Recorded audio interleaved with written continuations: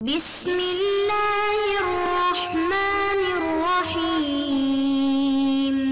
بسم اللہ الرحمن الرحیم الحمدللہ وکفا وسلام علی عبادہ الذین اصطفیٰ اما بعد۔ عزیز طلبہ، شرح الجامی کا سبق نمبر 180 شروع کر رہے ہیں۔ اس سبق کو ولا یتقدم التمیز سے لے کر تلک القاعدۃ تک پڑھیں گے۔ ولا یتقدم التمیز علی عاملہ، تمیز کو مقدم نہیں کیا جائے گا اس کے عامل پر، اذا کان اسما تاما، جس وقت تمیز کا عامل اسم تام ہو، بالاتفاق علماء کے اتفاق کے ساتھ۔ فلا یقال، پس نہیں کہا جائے گا عندی درہما عشرون، اور یہ بھی نہیں کہا جائے گا زیتن رتل، لأن عاملہ حینئذ اسم جامد، کیونکہ اس وقت اس کا عامل اسم جامد ہوگا، ضعیف العمل، جو کہ عمل میں ضعیف ہیں، مشابہۃ للفعل، فعل کے مشابہ ہیں، مشابہۃ ضعیفۃ، کمزور مشابہت کے ساتھ، کما ذکرنا ہو، جیسے کہ ہم نے ذکر کیا ہے۔ فلا یقوی ان یعمل فیما قبلہ، پس یہ قوت نہیں رکھتا کہ یہ ما قبل میں عمل کرے۔ والاصح، ای اصح المذاہب، اصح مذہب یہ ہے، الا یتقدم تمیز، کہ تمیز کو مقدم نہیں کیا جائے، علی ما هو عامل فیہ، اس چیز پر کہ جو اس میں عامل ہے، من الفعل صریح او الغیر صریح، یعنی فعل صریح سے اور فعل غیر صریح سے، لقونہ من حیث المعنی فاعلا للفعل لنفسہ، تمیز کا معنی کے اعتبار سے فاعل ہونے کی وجہ سے، فعل کے لیے یعنی نفس فعل کے لیے، نحو طاب زید ابن، ای طاب ابوہ، او فاعلا لہ، یا فعل کے لیے فاعل ہے، اذا جعلتہ لازما، کہ جب آپ بنائیں گے اس کو فعل لازمی، جیسے کہ وفجرنا الارض عیونا، ای انفجرت عیونها، واذا جعلتہ متعدیا، جب تو بنائے گا اس کو متعدی، جیسے کہ امتلأ الاناء ماء، ای ملأہ الماء، والفاعل لا یتقدم علی الفعل، فاعل جو ہے مقدم نہیں کیا جاتا فعل پر، وقضا پر، اسی طرح ما ہوا بمعنی الفاعل، جو چیز فاعل کے معنی میں ہو وہ بھی ان کو بھی مقدم نہیں کیا جائے گا۔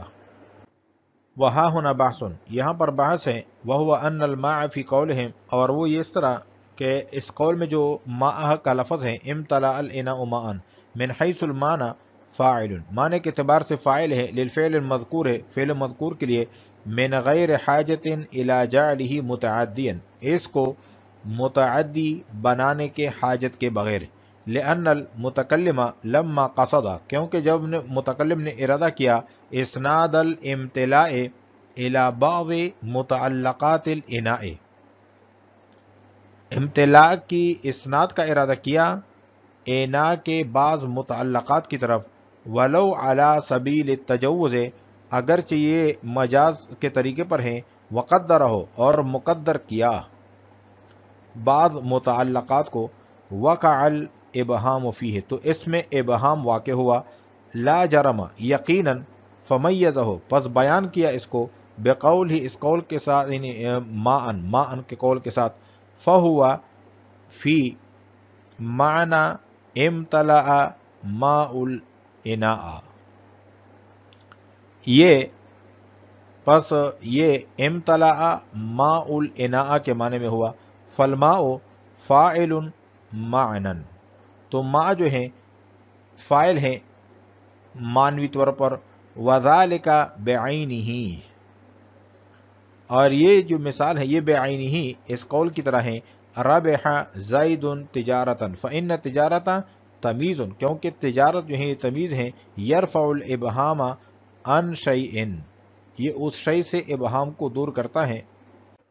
منصوب، جو کہ منصوب ہیں، الی زید، زید کی طرف، وہو تجارت، اور وہ تجارت ہیں، فالفاعل فی قصدک هو تجارت لا زید، پس آپ کی قصد میں جو تجارت ہے وہ فاعل ہے نہ کہ زید، وَإِنْ كَانَ اسناد الربح الیہ حقیقتاً، اگرچہ ربح کی اسناد زید کی طرف حقیقتاً ہے اور تجارت کی طرف مجازاً ہے، وَبِهَذَا يَنْدَفِعُ مَا يُورَدُ عَلَى قَاعِدَتِهِمِ الْمَشْهُورَةِ،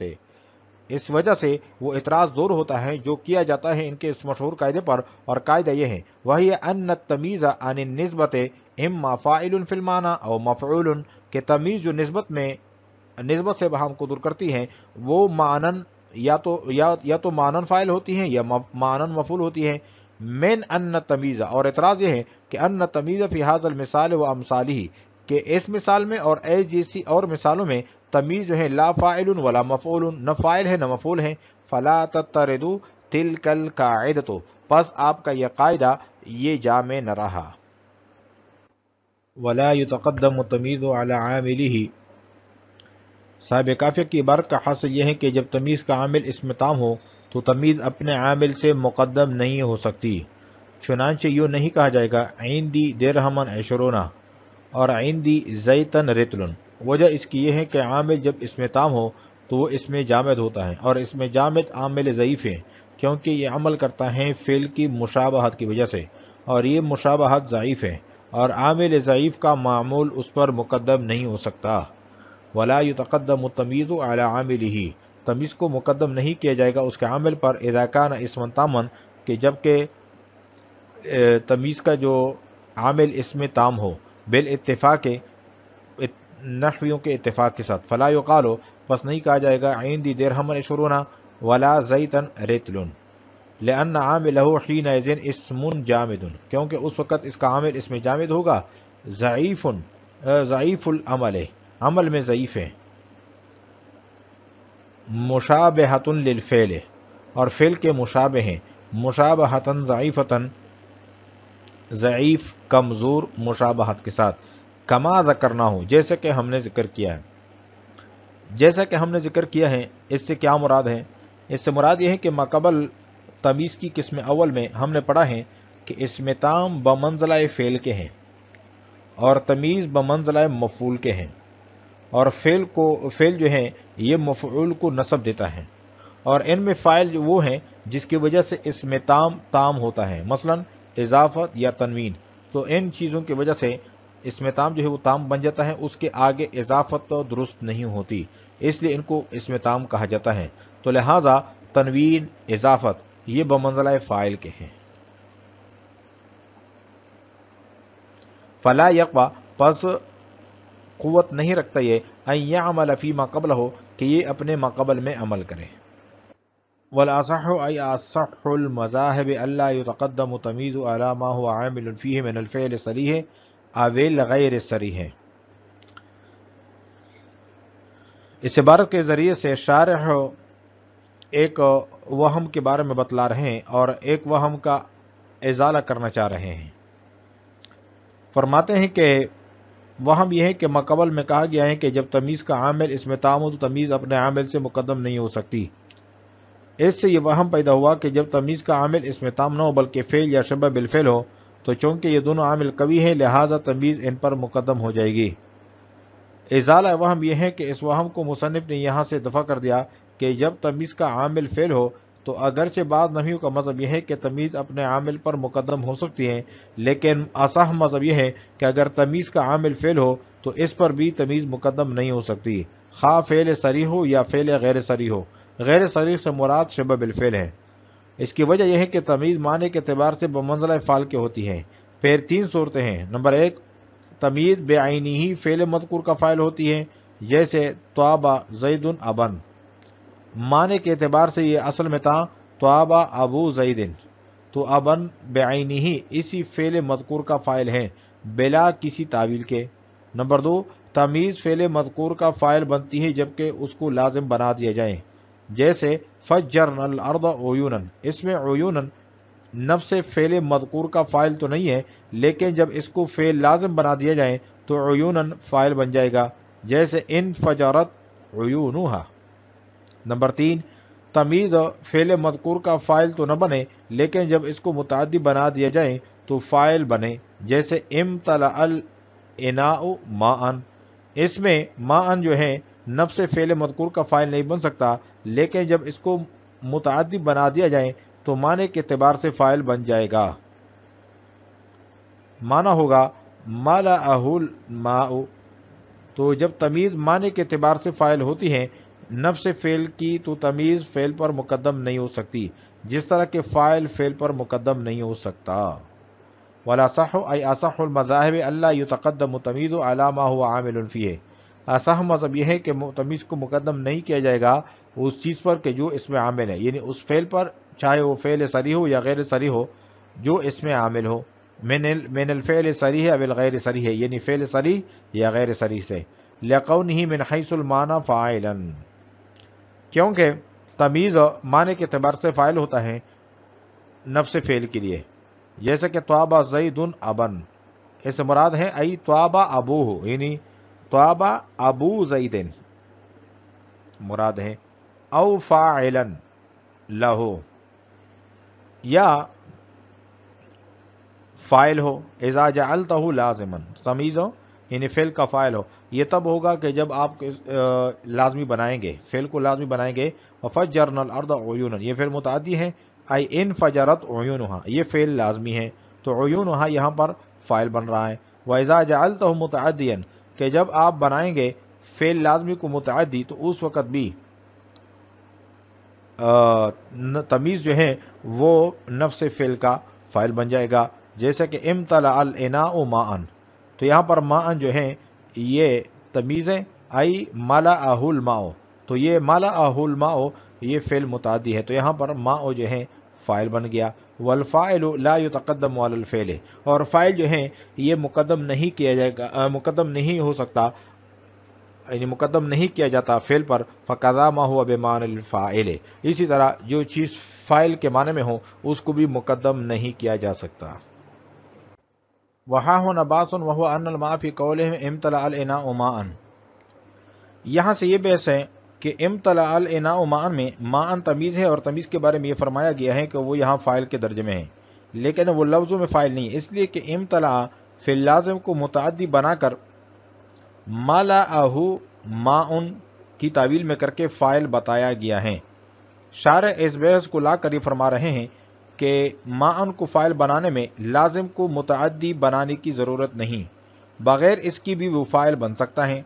اس کی وضاحت یہ ہے کہ امتلأ الاناء ماء میں اگرچہ فاعل حقیقی اناء ہے، اس میں برتن کا بھرنا معلوم ہوا کہ وہ بھر گیا ہے، لیکن یہ متکلم کا مقصود نہیں ہے، مقصود یہ ہے کہ وہ چیز معلوم ہو جس سے برتن بھرا گیا ہے، اس لیے ضرورت ہوئی کہ امتلأ کی اسناد اناء کے بعض متعلقات کی طرف ہو، یعنی جو چیزیں برتن میں بری گئی ہیں اس کی طرف اسناد ہو، اس لیے تقدیر عبارت یہ ہوگی امتلأ شیء منصوب الی الاناء، اور اس میں ابہام ہے، یہ نہیں معلوم ہو رہا کہ جو چیز بری گئی ہیں اور اناء کی طرف منصوب ہیں وہ کیا ہیں، اس لیے اس ابہام کو دور کرنے کے لیے ماء اس کی تمیز لائی گئی، اور تمیز فاعل کے درجے میں ہوتی ہے، اس لیے یہ امتلأ ماء الاناء کی تعویل میں ہے، اور اس میں ماء کی طرف اگرچہ اسناد مجازی ہیں لیکن مقصود کے مطابق ہیں، کیونکہ اس میں یہ معلوم ہو گیا کہ برتن میں پانی بھرا گیا ہے، اور متکلم کا مقصود یہی تھا کہ جو چیز برتن میں بری گئی ہیں وہ معلوم ہو جائے، اور اسناد کے لیے یہ ضروری نہیں کہ ہمیشہ حقیقی ہو، اسناد مجازی کا استعمال قرآن پاک کے اندر، حدیث پاک کے اندر اور فصحاء کے کلام میں بکثرت پائے جاتے ہیں۔ وہاں ہو نباس وہو ان الماء فی قولہم، یہاں پر بحث ہے کہ ان کی یہ قول میں، اس قول میں جو ماء کا لفظ ہے امتلأ الاناء ماء من حیث المعنی فاعل للفعل المذکور، معنی کے اعتبار سے فعل مذکور کا فاعل ہے، من غیر حاجت الی جعلہ متعدیا، اس کو متعدی بنانے کی حاجت کے بغیر، لأن المتکلم لما قصد، جب متکلم نے ارادہ کیا اسناد الامتلاء، امتلاء کے اسناد کا الی بعض متعلقات الاناء، اناء کے بعض متعلقات کی طرف، ولو علی سبیل تجوز وقدرہ، اگرچہ یہ مجازن ہے، مجاز کے طریقے پر ہیں، وقدرہ، اور بعض متعلقات کو مقدر کیا، وقع الابہام فیہ، تو اس میں ابہام واقع ہوا، لا جرم، یقیناً، فمیزہ، پھر بیان کیا، بقولہ، اس قول کے ساتھ، اس کو ماء، یعنی ماء کے قول کے ساتھ، فہو فی معنی امتلأ ماء الاناء، پس امتلأ الاناء ماء جو مثال ہیں یہ اس معنی میں ہیں امتلأ ماء الاناء، فالماء فاعل معنن، یہ ماء جو ہے یہ فاعل معنوی ہے، وذالک بعینہ مثل قولک ربح زید تجارتا، یہاں سے یہ بتلا رہے ہیں کہ یہ جو امتلأ الاناء ماء کی مثال گزری ہیں یہ بالکل ایسی ہیں جس طرح کی یہ مثال ہے ربح زید تجارتن. اس کی تقدیری عبارت یہ ہے ربح شیء منصوب الی زید ہے. اس میں یہ نہیں معلوم کہ وہ کیا چیزیں ہیں نفع والی جو زید کی طرف منصوب ہیں. اس ابہام کو دور کرنے کے لیے تجارتن کو لایا گیا جو تمیز ہے اور شیء سے ابہام کو دور کر رہی ہے، اس لیے اس کی تعویل ربحت تجارتن زیدن سے ہے. اس میں تجارت فاعل مجازی ہیں اور علاقہ اس میں سببیت کا ہے، یعنی تجارت نفع کا سبب ہے اس لیے کہ سبب کی طرف نسبت کر دی گئی. جس طرح